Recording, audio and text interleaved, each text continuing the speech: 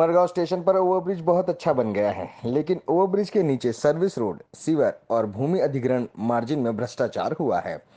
मुख्य ठेकेदार ने उप ठेकेदार को काम दे दिया है, लेकिन इन ठेकेदार को अपनी छवि की परवाह नहीं होने के कारण यह काम अटका हुआ है। उमरगांव में कई बोलने वाले नहीं, कोई कहने वाला नहीं। इस छवि को साफ करने की जरूरत है। अब बारी है कि पर्ची दिखाने की। भ्रष्टाचारियों को बेनकाब करते हुए ओवरब्रिज के नीचे जो भी काम अधूरा है उसे पूरा करना है। હું તો તંત્રને નમ્ર વિનંતી કરું છું કે કામની અંદર કોઈ પણ જવાબદાર હોય, કોઈ પણની જિમ્મેદારી હોય, પછી આરએનબીની હોય, રેલવેની હોય કે કોઈ પણની હોય, એ લોકો પાસે તંત્રએ કે ગવર્મેન્ટે કે સરકારે એની પાસેથી કામ લેવું જોઈએ.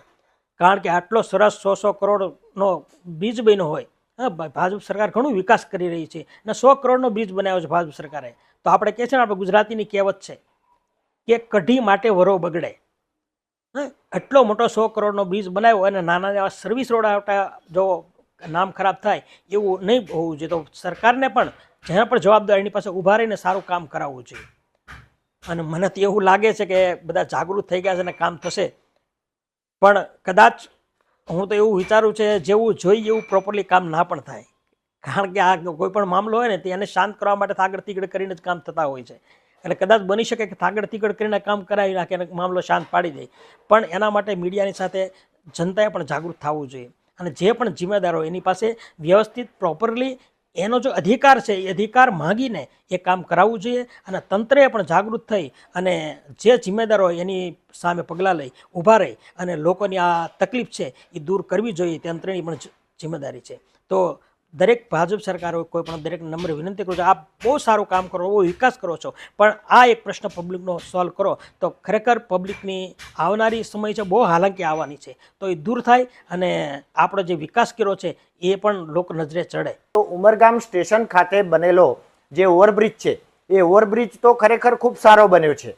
અને એ ઓવરબ્રિજની નીચે જ્યારે આપણે વાત કરીએ તો રોડ નીચેનો સર્વિસ રોડ છે અને ગટરનું કામ છે.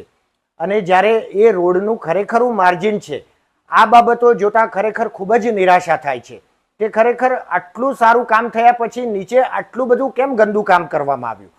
ઉમરગામ અને સંજાણ આ બંને જગ્યાએ 9 કરોડ રૂપિયા નીચે સર્વિસ રોડ અને ગટર માટે ફાળવવામાં આવેલા છે. અને મેઇન જે કોન્ટ્રાક્ટર છે એને સબ કોન્ટ્રાક્ટરને આ કામ આપેલું છે. હવે જ્યારે મેઇન કોન્ટ્રાક્ટર હોય એ સબ કોન્ટ્રાક્ટરને આ રીતનું કામ આપે અને આ રીતે જ્યારે સબ કોન્ટ્રાક્ટર હોય એને તો એની ઇમેજની કંઈ ચિંતા જ ન હોય, ત્યારે આ ચિંતા એ ખરેખર મેઇન કોન્ટ્રાક્ટર છે એને કરવી જોઈએ. અને ઉમરગામ ખાતે કોઈ બોલવાવાળું નથી, કોઈ કહેવાવાળું નથી. આવું ખરેખર એક ઇમેજ જે ઊભી થયેલી છે એ ઇમેજ હવે ખરેખર ઉમરગામની જનતાએ જાગૃત થઈને આ પરચો દેખાડવાનો હવે સમય આવી ગયો છે. આ ભ્રષ્ટાચારીઓને ખુલ્લા પાડી અને અહીંનું જે કંઈ અધૂરું કામ છે એ અધૂરું કામ આપણે પૂર્ણ કરાવવું પડશે ને આપણી પૂરેપૂરી જવાબદારી છે.